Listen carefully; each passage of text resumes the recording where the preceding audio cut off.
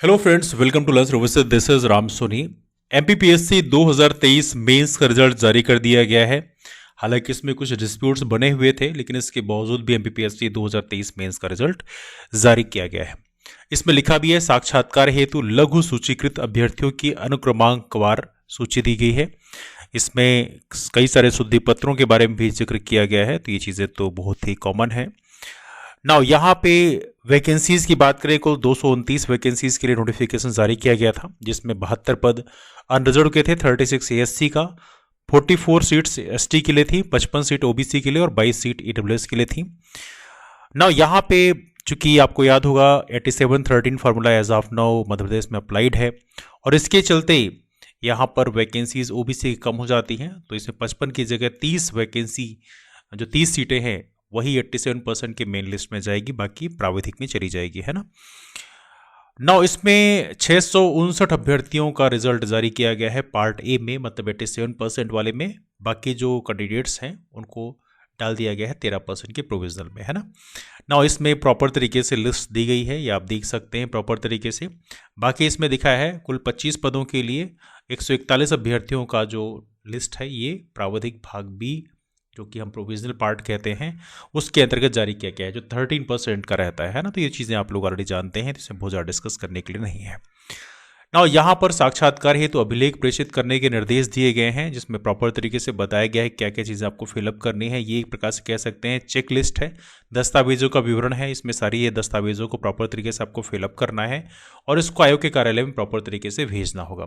इसमें उपस्थित पत्रक हो गया, व्यक्तिगत विवरण हो गया, अनप्रमाण फॉर्म है, इसको विशेष तौर पर फिल करना है और अच्छे तरीके से फिल करेगा, चूंकि इसी पे कई बार आपका इंटरव्यू भी दिखा जाता है। बाकी इसमें डॉक्यूमेंट्स हैं जो आपको यहाँ पे भेजने हैं, इसको प्रॉपर तरीके से आप देख लें।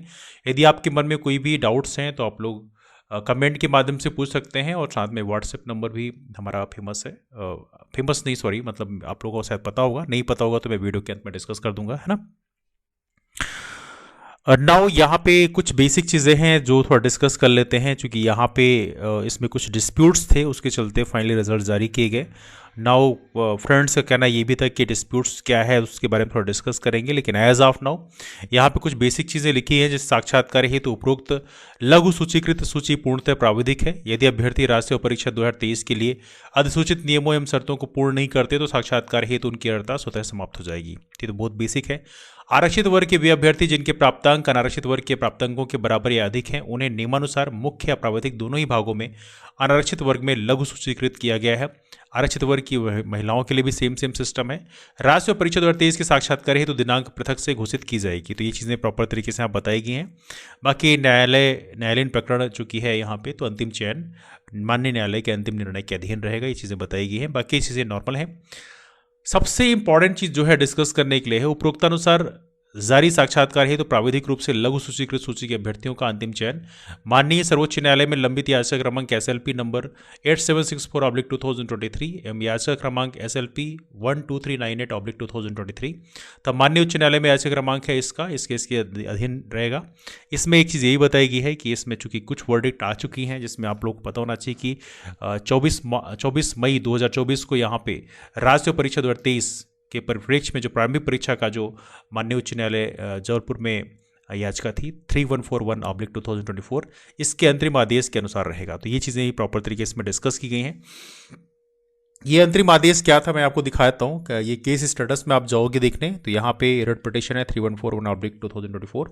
इसमें इसकी वर्डिक्ट आ चुकी थी और इसमें ऑनरेबल श्री जस्टिस विवेक अग्रवाल के द्वारा ये वर्डिक्ट दिया गया है। इसमें मामला क्या था जो थोड़ा डिस्कस कर लेता हूँ। इस मामला ये था कि 4 क्वेश्चंस को लेकर डिस्प्यूट था। प्रीलिम्स के जो 4 क्वेश्चन थे उनको लेकर मामला, यहाँ पर कई सारे लोगों ने यहाँ पिटिशन भी लगाया हुआ है, आप देख सकते हैं प्रॉपर तरीके से। और फाइनली इसमें जो मामला था वो 4 क्वेश्चन को लेकर था। 4 क्वेश्चन में यहाँ पर डिस्प्यूट ये था कि MPPS ने उसके गलत आंसर दिए हैं, और फाइनली इसके मामले में फिर यहाँ पे डिसीजन दिया गया था ऑनरेबल हाई कोर्ट के द्वारा। हालांकि उसको बाद में उसका अपील किया गया है, तो उसका अपील का ही मामला एज ऑफ नो पेंडिंग में है। तो जैसे इसमें एक क्वेश्चन था, क्वेश्चन नंबर 28 में ग्रीन मफलर को लेकर था कि पोल्यूशन किस चीज़ का कंट्रोल करता है, तो ये इसमें यहाँ पर MPPSC ने इसका गलत आंसर दिया था। दूसरा यहाँ पे क्वेश्चन था where is the headquarter of amateur Kabaddi Federation of India, तो इसको क्वेश्चन यहाँ पे डिस्प्यूट आ गया था। यहाँ पर MPPSC के द्वारा गलत आंसर की बात की जा रही थी। चूंकि यहाँ पे थर्ड क्वेश्चन की बात करें, which of the following years for the freedom of of press given by Lord William Bentinck, तो इसको भी लेकर डिस्प्यूट था। तो इस तरह से यहाँ पे 3 क्वेश्चन ये हो गए।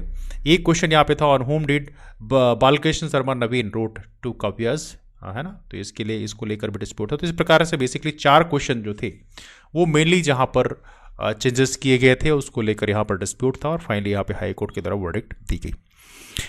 अब देखिए यहाँ पर कुछ कैंडिडेट्स ऐसे थे जिनको बेसिकली मेंस देने का मौका दे दिया गया था। अब उसके मामले में भी यहाँ पर एमपीपीएससी ने चीज़ें क्लियर की हैं। इसमें आप देख सकते हैं, let me show this one two you.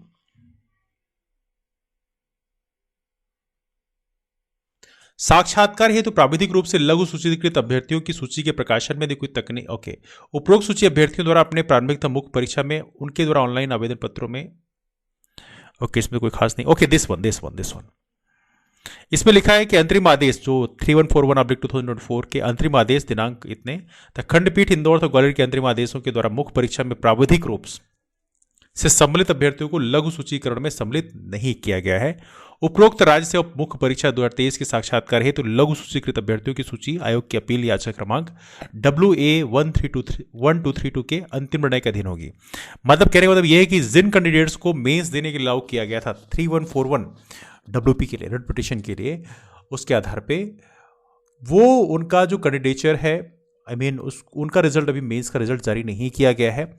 जबकि कहा गया है रिट जो अपील है वापस से रिट अपील की गई थी 1232 में, इसके अंतिम निर्णय के अधीन होगी, क्योंकि उसका भी वर्डिक्ट नहीं आया, इसलिए फाइनली उनका जो रिजल्ट है उसको होल्ड में कर दिया गया है। ये भी चीज़ यहाँ पर एमपीपीएससी ने एक नया इनोवेशन फॉलो किया है।